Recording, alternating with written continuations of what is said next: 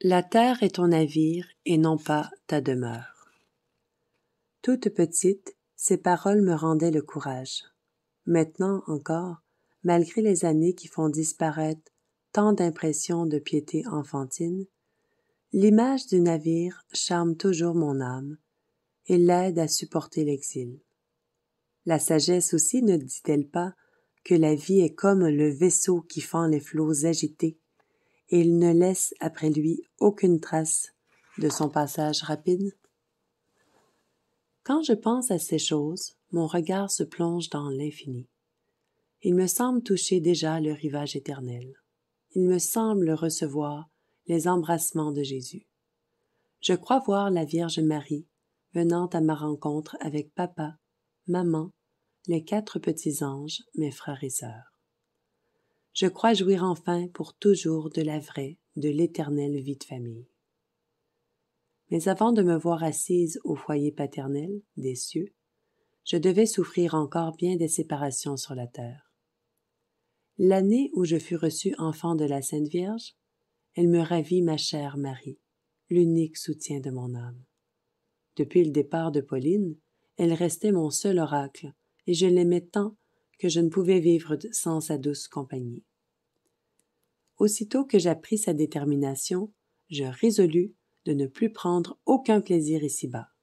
Je ne puis dire combien de larmes je versai.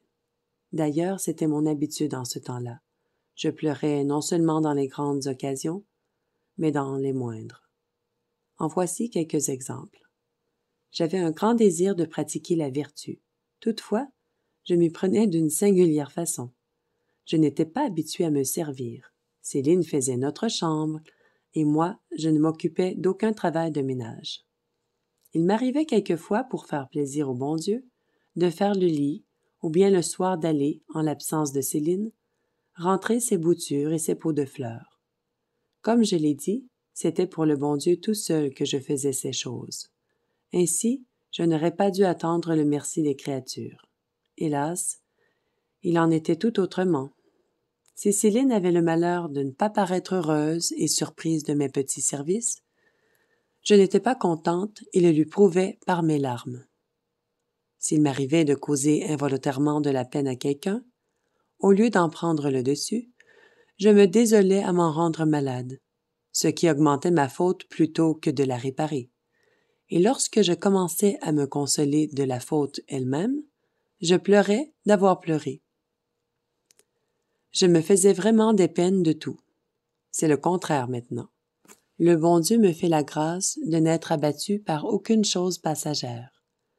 Quand je me souviens d'autrefois, mon âme déborde de reconnaissance, par suite des faveurs que j'ai reçues du ciel. Il s'est fait en moi un tel changement que je ne suis pas reconnaissable.